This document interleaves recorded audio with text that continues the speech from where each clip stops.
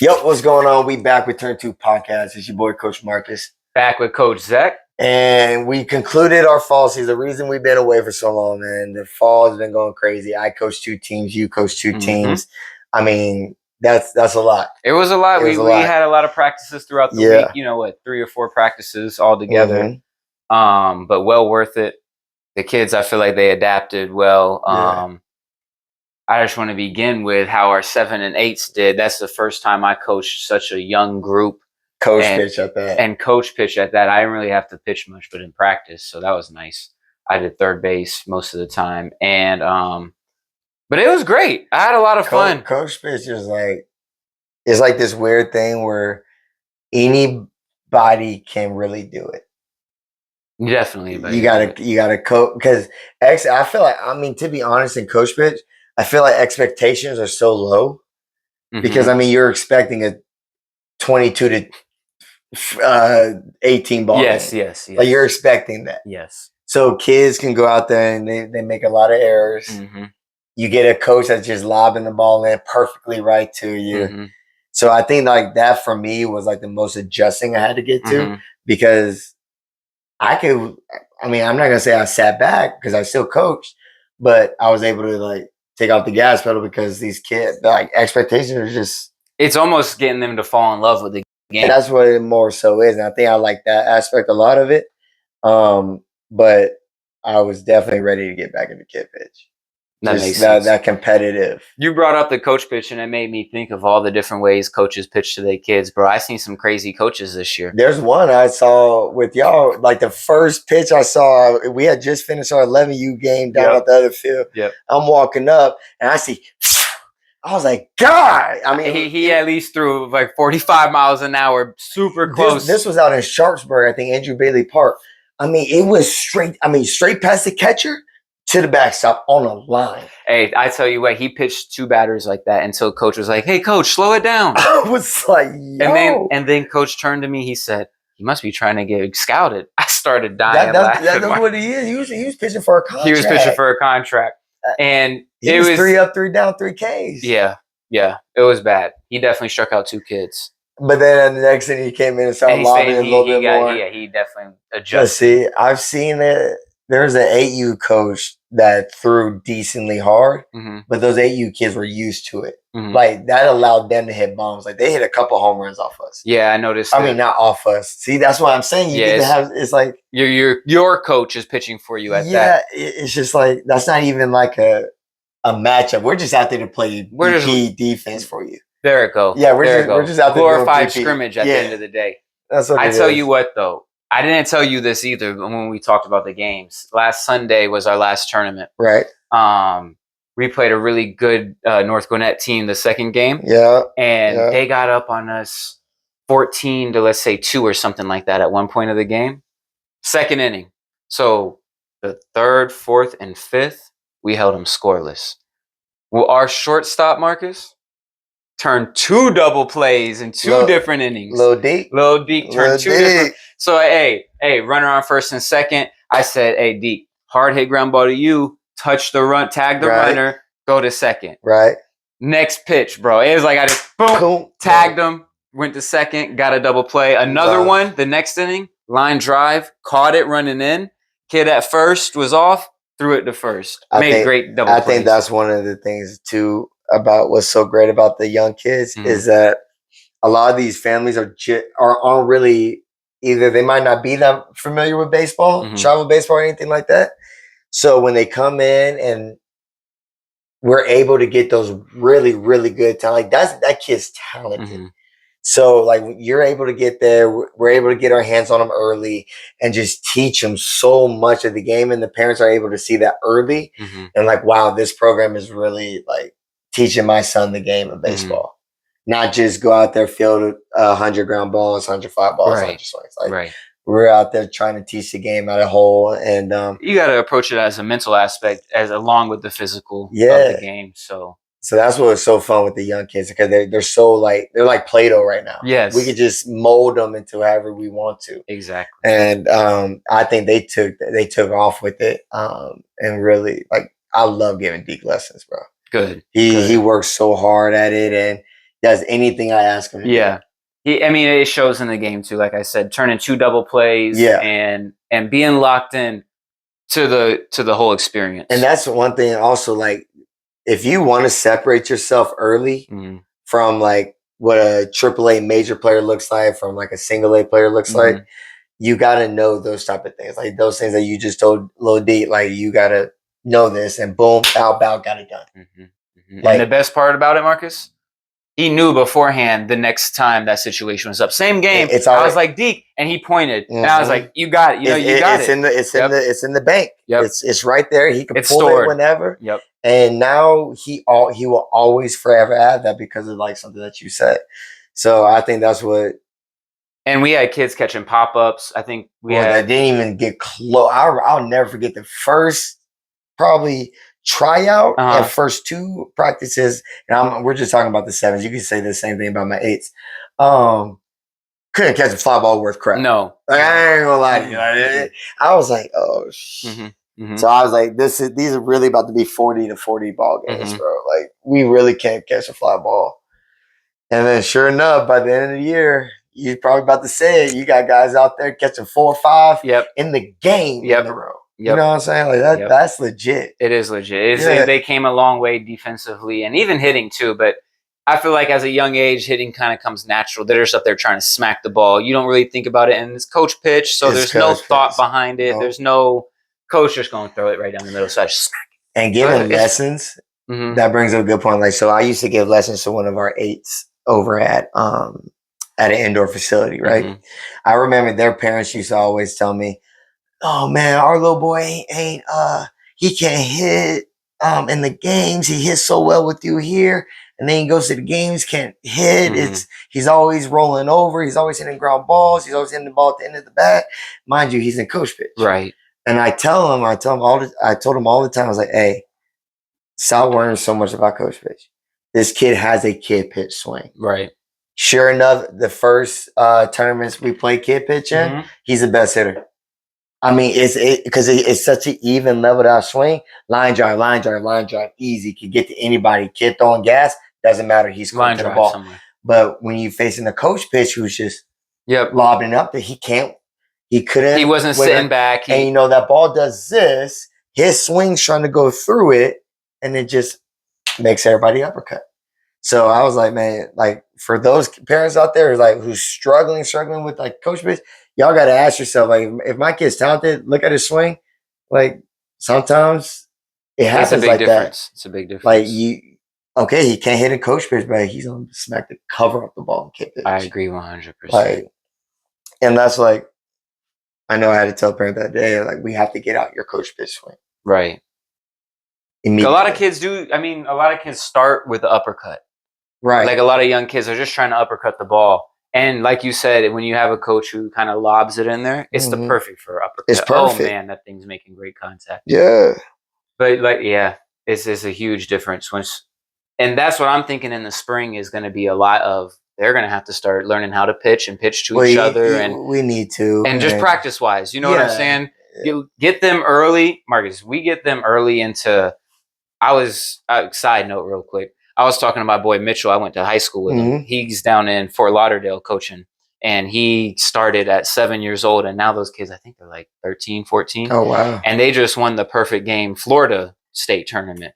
Yeah. So I was talking to him. He was sending me that shit. But he was like, get them early with pickoffs and pitching early and doing all that because it makes such a huge difference. It makes such a difference. I was up in Massachusetts with our travel ball program, and I had the team at 10 years old.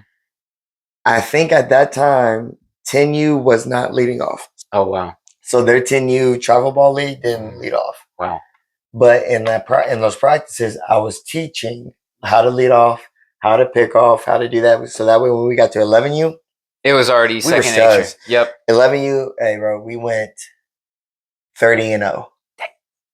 30-0. And just having that practice and not waiting until the season of. There was games where we would pick off. You get on first, it didn't matter. Instant pickoff. Instant.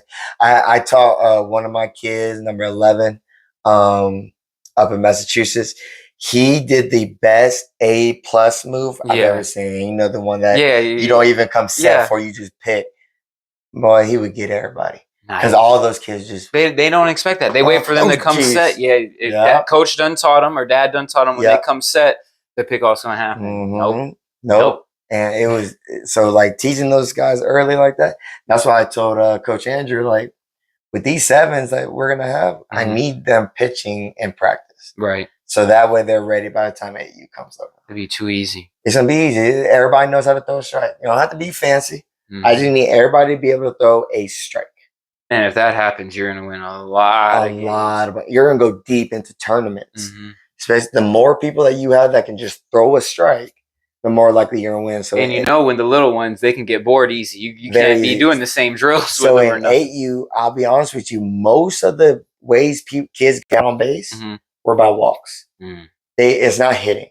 Some of them, some of them will put a good bat on the ball.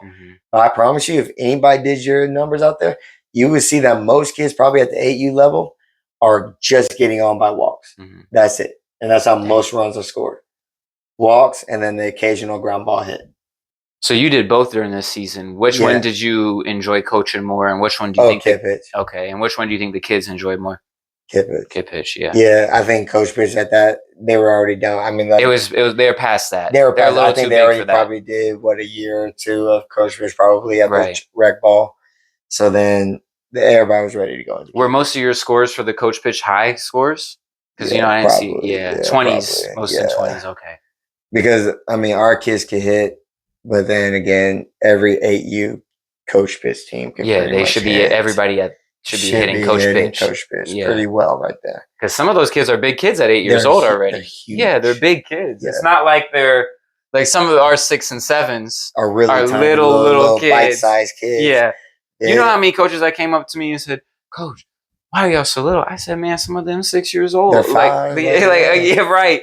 Like, hey, little Sam out there, little Xander out there, just turning 6 years old or something. You know, it happens. They little kids, but they want that travel ball experience, and that kind of gets me into my next. Another thing is like, I be reading online a lot. Everybody be so mad about younger kids getting into travel ball early. I'd be like, I think the kids that are the 6-year-olds that we have right now, like I was just saying, ready. I think some of them are really good ballers, and they're soaking up so much information that it's one practice, and they soak up so much it blows my mind, Marcus. And they're ready, and we hardly ever have to go back to square one. No. So when you have kids like that, they shouldn't be in rec ball anymore. And plus, they're going to hurt somebody. Yes. You have some kids that smack the ball so hard that these kids who don't know how to catch. Just throwing the ball. Or just throwing the ball. You're right. Imagine not enough for our team if he just throws the ball at a ball kid that's actually true. Like that you gonna hurt somebody. Yeah,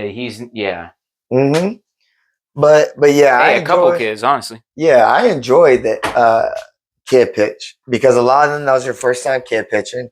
It becomes their first look at competitive baseball.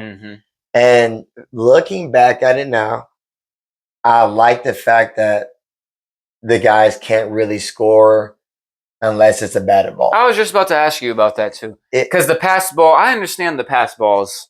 You can't score on a pass ball. But go ahead and tell the rule for everybody who don't know. So the rule is like once you in kid pitch, AU kid pitch here in Georgia, you're going to be able to get to third. But you can't score unless it's a batted ball. So the ball has to be hit or you have to be walked in order to score. So let's say man on first or second, kid hits a ground ball. I hold him at third. I have bases loaded. Let's say the catcher tries to back pick. The first throws the ball into right field. I can't move. None of my runners can move. My guy out there cannot score. Right. So you got catchers that are out there that are literally just taught trigger happy. Because you're safe to do it. Yeah, you're safe to do it. I like it to an extent, but I don't like what it's ultimately teaching. Yes. I like that it allows the catcher to kind of get some freedom and to kind of feel what it's like to throw the back. Oh, sure. Give him 2. If I get a kid on third base, you get two free throws. Yep. Whatever you want, you get 2 free throws. If you throw that ball a third time, bro, I'm gone. You can leave. Yes. There was a team we played over a weekend, and it's not a horrible rule that they teach them, but I thought in the back of my head it's kind of a bad rule, like how the catchers are taught. they wouldn't swing at the first pitch no matter what. From coach pitch, they would not swing at the first pitch. Yeah. And it just made me think like that's kind of instilling a bad habit, because once you get to kid pitch, and most of those first pitches are going to be a fastball that you want to hit. Especially at the younger age, are going to be fastballs right down the middle. That you want to swing at. Yeah. So it's kind of a bad habit to instill in a way. But hey, maybe they'll break those habits once they get a kid pitch. Maybe it's a strategy they have. I was about to say, why do you think they do that in coach pitch? Can you think of a strategy? I would say if my kids are early on a lot of stuff, and like when I say early, I mean they're swinging early in the count.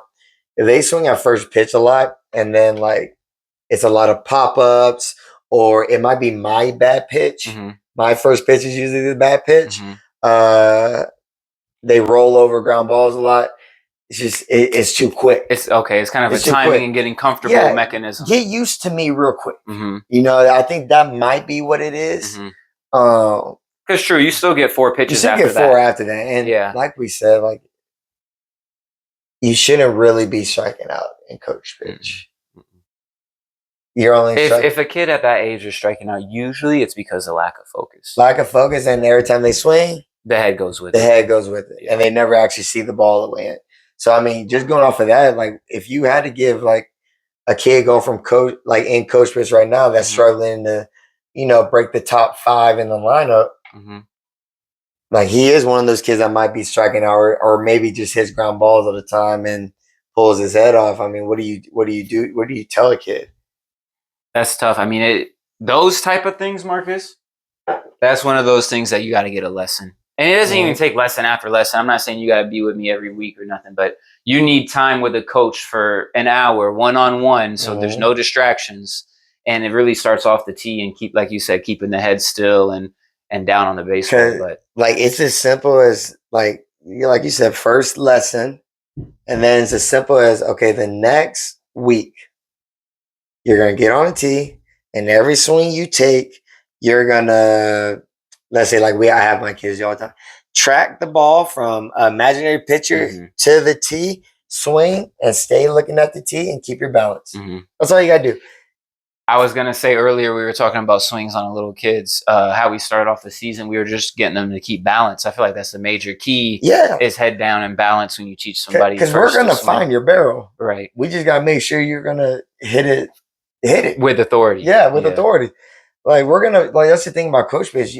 If your kid's in coach pitch, don't like get crazy with the mechanics. Just balance and see the ball in. Yeah. Honest to God, I mean, you can load. Like the more experienced you are, you'll start loading.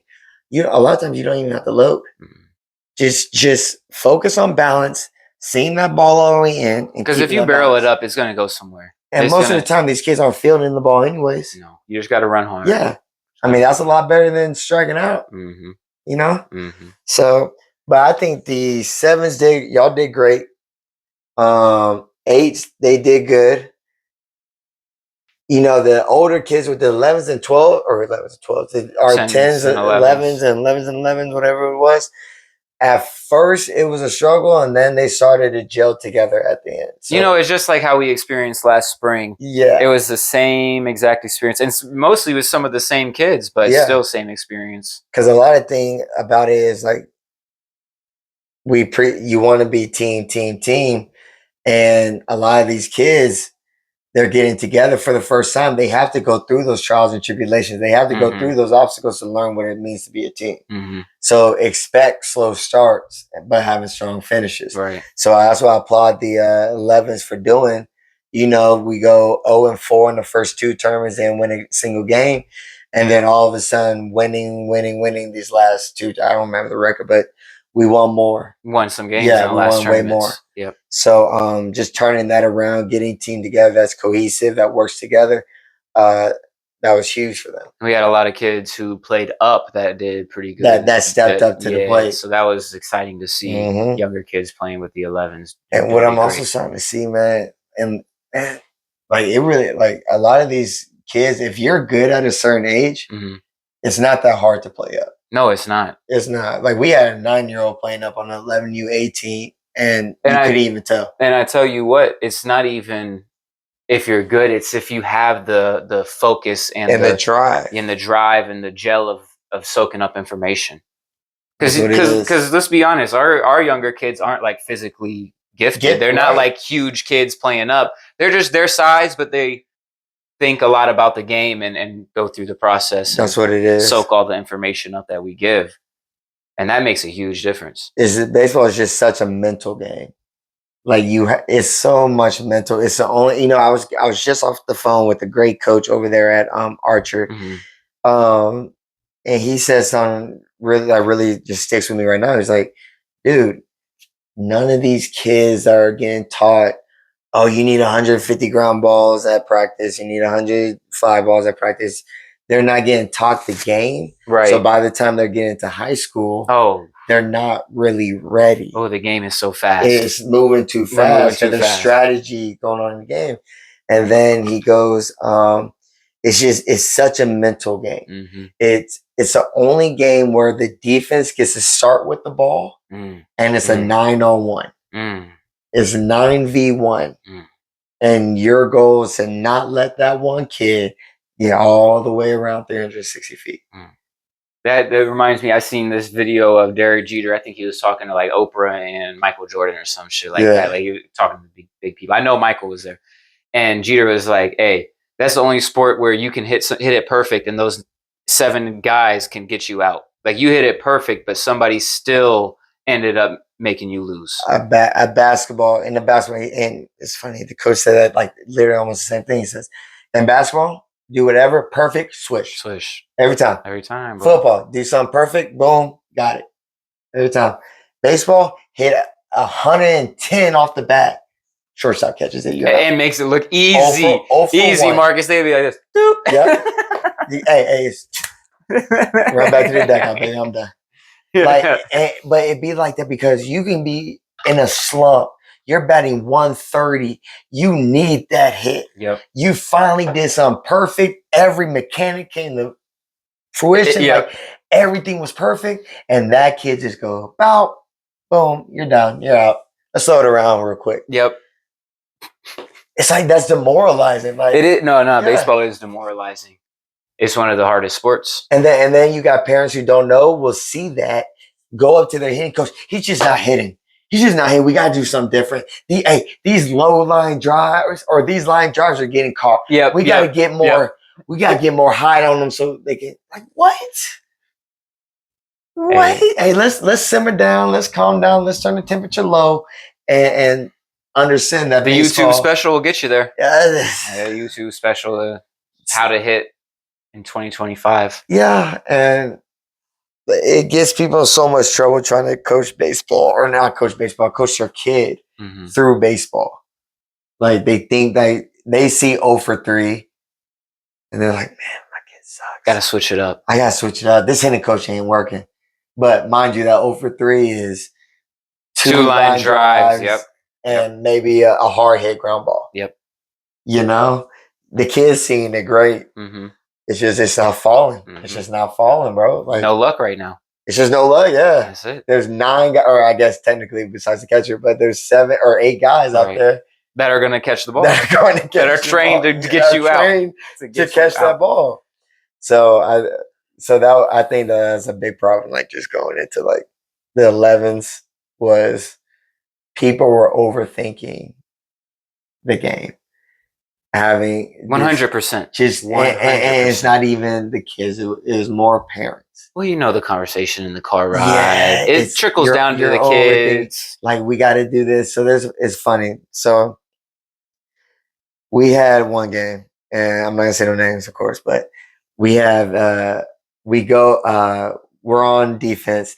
We load up the bases. Kid hits a grand slam. Okay, whatever. Right. Whatever. It's 4-0. Tell me why the next 3 kids, all the parents are yelling at my outfield, back up. Oh, back no. up. In my mind, and I kind of snapped after like, it happened like 15 times. I kind of snapped on them after like the 15 times. I said, yo, calm down. Calm down. That kid is not up to bat anymore. These are brand new kids. These kids probably can't even hit it past a pitcher. We haven't even seen them hit. You saw 1 grand slam. You think everybody on your team is Albert Pujols, or everybody on the opposite team is Barry Bonds. You done seen one hit, bro. Oh, I mean, that's the overreacting. That's the overreacting. And guess what? Lazy fly ball lands short in front. The next like 2 hitters probably, and it doesn't really happen, but like that's what could happen. And it's just because everybody's overreacting. I'm like, guys, y'all got. But that's how it always happens in baseball. That's how baseball works too. It's one kid. That one kid's not allowed to hit or. He's not coming back up. Yeah, he's not coming back up. Wait 9 more. Yeah, 9 more. You know what I'm saying? And I'm thinking it was so funny because they were all, guys, back up. I mean, they're screaming at the top of their lungs at their kids, back up, yelling at the kids, yo, back up. I was like, yo, chill. I told him, I was like, yo, y'all got to chill. I'm not, and I told him out there, like, stop backing up, guys. Your back is on the fence already. You back up anymore, you're going to be in the parking lot. Yeah, come on now. Like, what are we talking about? You don't saw 1 or 2 fly balls go over somebody's head. And now the whole team is mind you, guys, the answer isn't backing up. Right. The answer is the outfielder turning your hips and running and going to catch the ball. Like, what are we talking about? Let's actually talk about baseball, not just talk about. We got to be athletic. Yeah, we got to be athletic. Because what they're really thinking about is like 2 games before when one of our center fielders was out there and 2 balls landed behind him. But if he had just turned his hips and ran like he knows how to do it, like we trained for 7, 8 months, he would have easily caught those balls. Because he was right there. He just decided to backpedal, and then the ball lands right behind you. Yep. Every time. If you just keep going like this and catch like that, you're underneath it. Everybody's okay. Now everybody can chill. Now everybody's not yelling back up. But now I look like an idiot because I'm telling you to stop backing up and just play defense. Like, just play good outfield. Play your position. But that's the parents' like go-to. It's just like, just back up. Yep. It's like, oh my God, bro. I know y'all probably got that all day long. Oh, of course. You know, all these parent coaches. Of course. You know? One thing I thought about with the 7s and 8s is, do the 8s have the 7-run rule limit? Yeah. Okay, in the last inning, they got to be able to untie the game. The 7-run rule limit shouldn't apply in the last inning of the game. For the home team, if they're up to bat, they shouldn't be able to tie. Right. So in Georgia, we have to do 7 runs in coach pitch, and it's actually in kid pitch too. 7 runs. Oh wow. Each team gets 7 runs per inning. That's the max before you have to switch sides. I mean, I love it for all the game except for the last inning, like you said. Yeah. The last inning, I need unlimited. Or at least give me double digits. Give me double digits. I don't want to limit it because you're going to really have teams out there that can't get 3 outs. Once the home team scores, game over anyways. But what I'm saying is, like, if the visitor out there smacking the ball off the coach all day long and these kids can't play real defense, you're going to be out there for an additional 2 hours. So give me double digits. Give me 10 runs. If I'm allowed 7 per regular inning, in the last inning, give me a chance to score 10 runs. Right. That's a good idea. I think that's fine. I think 10 to 12 is fine. Yeah. But because there's so many games where we're getting our momentum back, and I'm down by 8. This happened in the kid pitch game where we made it back. We brought the game back. We held them to like 2 scoreless innings. We're like 8 runs away. We go into the last inning. He says, ball game. I said, why? He said, oh, there's no way you can come back. I was like, we just scored 2 7s in a row. You gotta let us just play. And we've scored 2 7s in a row. They scored 2 0s in a row. I'm like, we're coming back. Yep. Won't even let you play the last inning. Won't even let you play, bro. And that was the first day I learned that there was a 7-run rule limit in the last inning because I thought it was unlimited too. So I was like, wait, I can't even try to come back? And Blue's like, nah, I see y'all was about to come back. Like, what?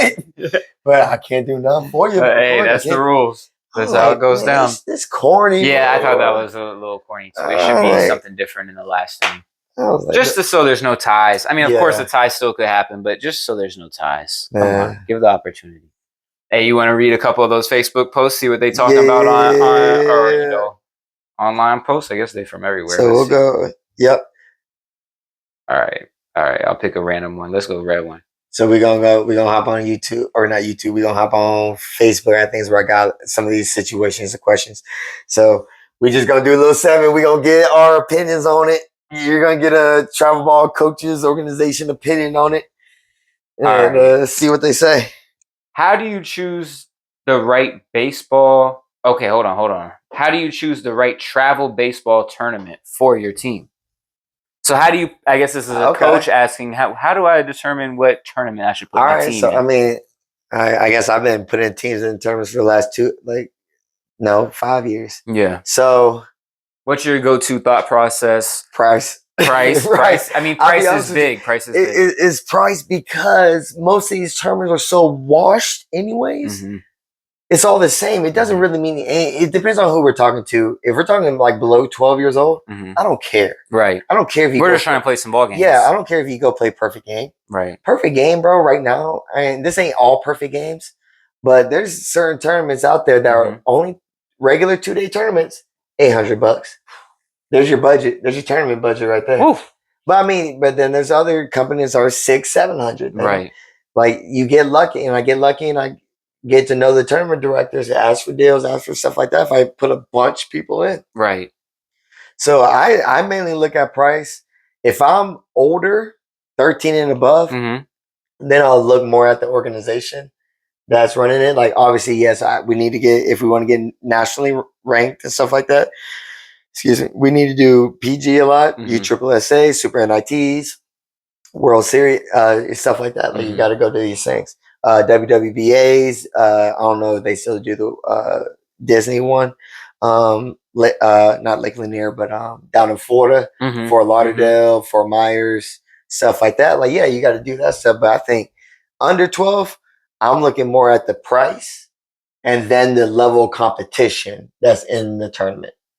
Single A, double A, triple A major. Yes. And then when I'm older, that's when, I'm trying to put my boys into the best tournaments I possibly can. Right. Right. So, I mean, that's how I would do it. I think if you focus on I got to play perfect game and you have a 10-new team, you're kind of blowing a lot of money. You're playing yourself. Yeah. You're playing yourself. Because I feel like at that age, you need reps. You need to, it doesn't really matter who you're playing. You're going to waste more money on perfect game, or just expensive. It's not just perfect game. It's all of them. Right. There's a handful of them. It's all of them, bro. Like they all have these astronomical price tournaments now, right? Which, I mean, it's probably because the parks are requiring so much money or asking them for so much money to run the fields. But yeah, I mean, it's just like you're gonna get lost in the sauce at a young age if my kid has to go play in the Shohei Ohtani perfect game tournament. And they said, don't even get me started on the emails that come in. Oh, my son got this email from Perfect Game inviting him to the showcase baseball classic and all this. I'm like, so did little Jimmy over there that can't field a ground ball. He got 3 emails too. And all those things are money grabs at that age because none of those kids are getting a scholarship. And if you have a college person or somebody giving you that runaround, they're BSing. They're BSing you. They're playing you. Because it comes with it. Yes, the dollar sign comes with it. And like you said, once you're 13 or so, then you can start going around and doing things. I would say maybe one showcase for a kid who's young, just so they could get a taste. Yeah, I mean, so you could see what to expect. That's the only way I would say I would promote it to somebody. Like, hey, go there so you can see when you're older, this is what you're going to be doing. Maybe learn and do some drills when you're at home from what you learn there. That's about it. Show them what it's like to actually go to the show. Right. That's it. Yeah. No, I wouldn't be paying no 1,500 or nothing you crazy. Yourself. I'd pay something like 300. Something affordable. Affordable, even cheaper than that. Definitely. Because again, when I was recruiting in college, I have never in my life went to a 12 and under game to go recruit a guy. I've never been sent clips of a 12 and under kid playing baseball saying, hey, this was me back in the day.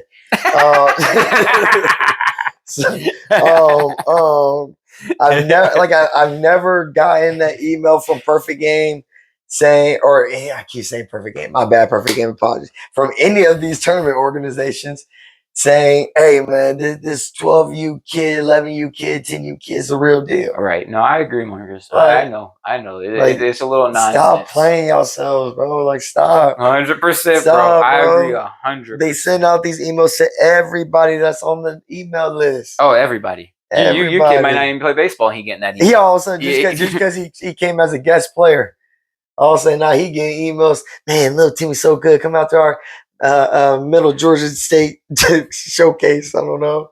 Like, 100%, bro. All right, let's read this one. My 7-year-old is tossing around the idea of trying out for travel ball team. We have 3 of them in the local to us. My question is, should he try out for all 3? 2 of them are no money out of pocket, fully sponsored. The other is where he goes for one-on-one training, and of course does have a fee. We are obviously new to travel ball. Oh, I would just go with your one-on-one. If you're already trusting them to teach your kid, wouldn't you want them to? Wait. I guess I missed the point of it. What was the point of that? It's a 7-year-old. There's 3 local travel teams. Yeah. 2 of them are free to play on. Okay. And then the other one is with his one-on-one coach. But it costs money. Well, with free, you get free development. So let's put it on levels. And this is how the world should work. I'm not saying this is how the world actually works, but this is how it should work. Free, you get the lowest tier of development. It's free. You're going out there to have fun. You get free level of development. Yep. You start paying a little bit of money, and you start your development goes. Pay more money, development goes up again. So you get what you pay for. So I would go, if my 7U is just tossing it around, free. If my son actually wants to go into it, maybe I still do 1 season free to see what it's like for him. But then from here on out, if you're competitive, we're going to pay for. I think that's a great way to put it. Yeah. Get the taste with the free, and then if you really like it, dive into it. Make that investment. Because you gotta pay for it. Y'all can't keep thinking that it's not going to develop them. The worst strategy, and it's not the worst strategy, because there are some good coaches out there that are for free programs. But most of the time you playing yourself. Like, the kid who's willing, the family that's willing to fork over the money to invest into their kid, I would think 9 times out of 10 is better off set in high school and college. You know what I'm saying? Like, the family that has paid for the more, development and the better coaching and the better lessons and stuff like that, they're better set for high school and college, rather than the person that just wrote the free program out. Because honestly, come on. If you're going to a free program, it's one of 2 things. It's either a nonprofit, or y'all are doing like fundraiser donations out the wahoo, right, or supported by some big time person, right? Like, you're probably not going to get the most mental development from the game. Yeah. You get one of those ground balls at practice, pop-ups, let's go home. Go play some kickball. Yeah. You know what I'm saying? Like, yeah. You know what I'm saying? Like, that's what you're doing. No, when you pay us, when you get there, we're playing baseball. Yeah, like, you don't pay me to goof We're going to develop mental side and physical side of the game. And while you might, you're going to be set off better in high school and college. Oh, by far. That's coming through our program. Do you like everything? Do you like everything that we say to your kid? Do you like the way that we do everything? Probably not. Right. I promise you, they're going to be better for high school and college after they get a taste of us. Without a doubt. 100%. All right, let's see what this person say. Posting for someone. I see everyone talking about preparing for high school ball. Yeah. Does that even matter anymore? Competition level on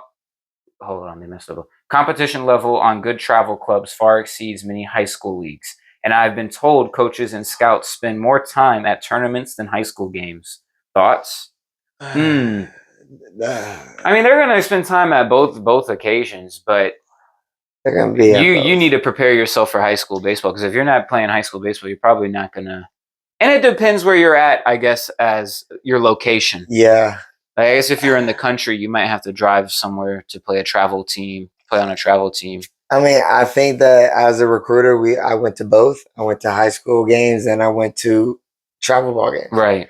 As a player, I got recruited from both. I had a lot of scouts at my travel ball games, especially when we're at Perfect Game. There you go, shout out Perfect Game. Like whenever we're at Perfect Game, there was there's tons always of scouts that just go out for Perfect Game that are brought there by Perfect Game. So, and then in high school, we have a lot of scouts at our games as well, especially when it was like when I went up against like maybe like Austin Meadows or I was about to say even when Clint or something, like when you have multiple great talent, they're gonna come out to watch them and see others. Now I get what they're saying, like, oh man, my high school is in a two-way school and we get stoned because I'm the only pitcher on the team. Right. I get that. But if you're at like a competitive high school, there's no way you can sit here and believe that. Yep, I agree. And also, like we always said, there's a college for everybody. So even if you're at one of those and not getting scouted, there's a college you could go to and get a scholarship. And I hate to say that, but that's... No, it's okay to say it though, too. Because there's a college, you could play in college. Yeah, there's a college for everybody somewhere. If you might not like what you're going to major in. But if you want to play ball, there's a college out there for you to play ball. I promise you. 100%. Even the person that probably did intramural baseball their entire career. Trust me, I played against a team where we beat almost 30, 40 something to nothing. Trust me, anybody go out there and play against those guys. They were lobbing the ball in. They couldn't field a ground ball. Dang. There's a place out there for everybody. Dang. So that's crazy. To yeah, and that's in college. That's in college. So, I mean, and travel ball, the reason it's competitive is because you get to pick people from out of that area. High school sets you up for college because you have to learn what it's like to be around the same group of guys. You got to learn what it's like to be a family, how to grow with people. On a lot of travel ball teams, y'all don't really know each other. Maybe y'all know each other for a year. Right. Maybe. Right. But it's really just at practice and games. And at practices, let's be honest, when you're at a high level, you don't really practice like that. You go out there, you get your ground balls, you get your fly balls, you get your BP. Right. You move on. So, I mean, I think if you really want to set them up the best for college, you have to play a high school season. I agree. But you can also play travel ball at the same time. No, isn't that what the summer's for and all these extra times? Yeah, most good summer programs. And mind you, think about this, bro. The good kids that are at the high school level, they're playing at their high school. They're not playing at your travel ball little league. No, they're not playing travel ball. The best players are probably still playing at their high school, aka like, let's use these schools around here. Ain't no way there's Parkview, and there might be Parkview kids out there who would rather play for the travel ball team than go play on the Parkview high school and go get a state championship and go play in the nationals. Right. And get all that good recognition. That is a lot of you make the playoffs. So you got recognition right there. Like, what do you mean? You're playing a bunch of probably the best guys at crappy schools. Yep. That doesn't mean they're great. I say definitely go into high school ball. You gotta go to high school. You gotta play that. There ain't nothing like growing up, going back into school with your boy. Like, man, we almost had him. We just gotta get him at the lunch table.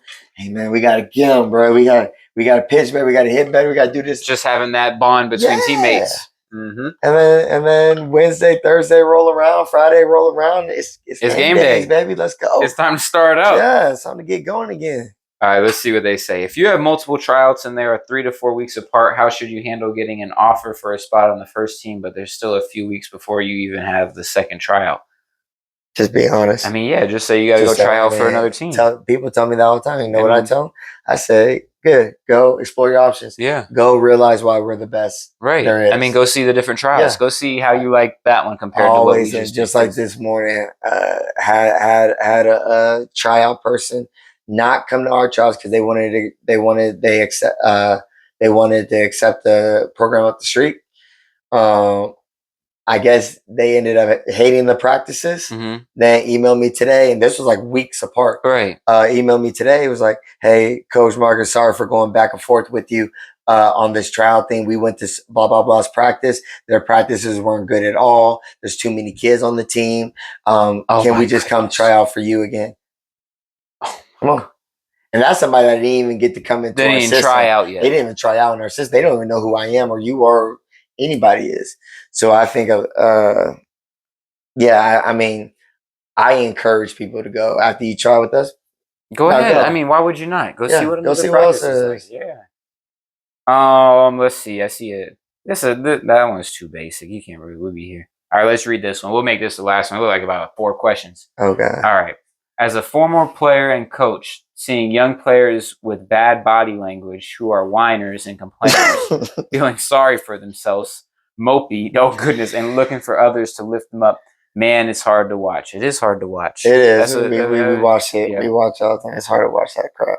The harsh reality is soft has no place in the game. The game does not care how you feel. Your opponents don't care. The game will bury you, leaving you feeling useless. Yeah, just like we said earlier. I mean, that right there, everybody needs to understand that.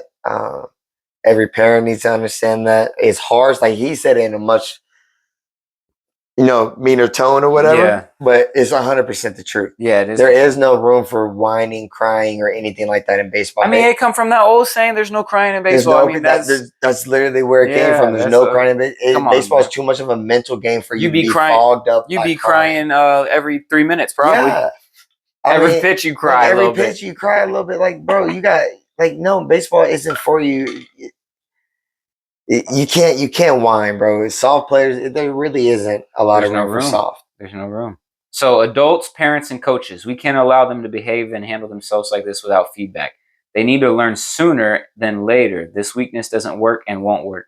The game doesn't allow it, and we should know life away. We should know life away from the game doesn't either. Oh, okay. Yeah, so like getting a job and they're not going to baby you and call you because you feel bad today. They're going to be like, oh, okay, you okay. Mom and dad, I know you love them and want them to protect them. Be careful of making excuses for them. I mean, 100%. Yeah. That's the great thing about baseball. We talked about it before on this podcast, but that how it trains you to be treated badly in real life. Right. Like when something bad happens, you're not going to mope and be sad about it. You're going to find a way to get take it on the chin and keep going, And sports like that are in general. Most sports are like that. Baseball is a little more extreme than other sports because you fail all the time. All the time. All the time. All the time. You definitely as a find kid growing up. Success and failure. Mm-hmm. That's what it has to come down to. So, I mean, just with us, like we've had so many kids over the years of mental guys, right? Like they're just head cases, stuff like that. And we tell the parents straight up, like this is a problem. Most of the time, the parents already know it. Yeah. But then they won't take that next step.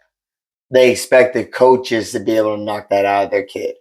No, it comes from you. Yeah, it starts at home. I can't break habits at home. I'm not going home with the kid to teach them. I see him for an hour and a half on Wednesday and an hour and a half on Friday. Right. And then 2 games on Sunday. We're just talking about the fall. So I barely see the kid. That's not my job. My job is to make sure when he's here, I'm instilling what I want him to do. But at home, that's you. Mm-hmm. You got to take that. If your kids still cannot to this day handle themselves in pressure scenarios or high tense or can't handle being coached. But let's be honest, we're not even talking about high intense, man. This is a game at the end of the day. It's a 7U, 8U, 10U, 11U. I can't even. Man. There ain't no pressure in a game at the end of the day. It's a game. But I'm just saying, like, if you still don't have that by the time you get out there, come on. It's something to do with you at home. Come on. It has something to do with at the crib. We're not doing something right. I'm not saying you bad parents, but I'm just saying, hey, you might some habits aren't instilled. You want me to switch the coaching style up? Why don't you switch your parents' style up? 100%. Because it ain't the coach's fault. Your kid came in acting like this already. 100%. Like, and it's not my job to make little Billy feel happy and comfortable. Baseball coach. Yeah, I'm about to teach him baseball. I'm not here to make him happy. I know. Rehab. If you don't enjoy the game, you're not about to come out here and have fun. No, exactly. You know what I mean? That goes to nothing. Parents, stop forcing your kid out there if they don't really want to be out. What could have been better at the 7U, 8U, 9U, 10U levels? Mm-hmm. Like, obviously, like if I see a kid come in, still can't handle nothing, can't handle no pressure. Your parents have allowed this, and then you haven't been taught. Really. No other coach has done much for you. Just put you out there to play the game. Just put you out there. And I'm not going to blame the coach. I'm just saying, like, maybe... it starts with the parent, like you said. No, it definitely starts with the parent, bro. Like, you can't get in the car on the way home and start bad-mouthing everything. No. Because even though maybe the kid's not saying nothing, they're absorbing all that and saying, "Oh, I'm supposed to complain. I'm not supposed to be listening to coach. I'm supposed to complain all the time and make an excuse and I'm supposed to make excuses on why I can't perform or why I can't play well or why I can't." Well, that's most of the reasons why people fail at things. They make an excuse up to stop themselves from succeeding. So you allowing excuses at the crib. They're gonna think that excuses are allowed in baseball.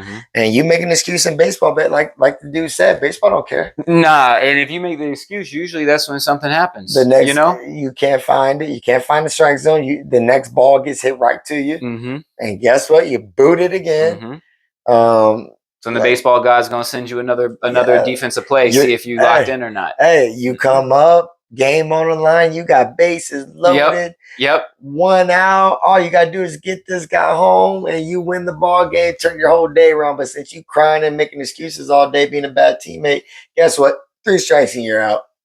On to the next kid. Hey, that you brought up a scenario that happened with the little kids, bro. One of the little guys struck out like a couple times. The coach pitched. I mean, he wasn't distraught. He wasn't mad or nothing. Came up. Last inning to run rule the other team, bases loaded, hit a little blooper over first baseman head, won the game. But he didn't have the bad attitude. No, he didn't have no bad attitude. I mean, you know who I'm talking about. He don't have no bad attitude. He out there every day smiling. He just wants to play. He just want to play, bro. He just want to play. Don't matter. That's what it's about, bro. Like, you got to have a good attitude. If you have a good attitude, no matter if you strike out 3 times or get 3 bombs, if you have a good level attitude, baseball is gonna be fine. He's going to be all right. We're going to win championships. We're going to win a lot of games. Yep. But the ones that just go high then low, you have a rough time playing this sport. It's a rough time playing this sport. Because you're going to have a lot more lows than you are going to have highs. A lot more. Yeah. We're going to get back into this Turn2 podcast. We're going to be back on the schedule. We're going to get more videos popping out. We're in the off season now. So we're Too Smooth's going with a lot of clinics and optional practices. So we'll have more time to, do what we need to do in the back end. So expect more podcasts from us. Send in your questions, send in your concerns, whatever you got. Anything. We'll try to answer it to the best of our ability. Hey, I'm Coach Marcus. With Coach Zach. And Too Smooth, we out. Or Turn2, my bad.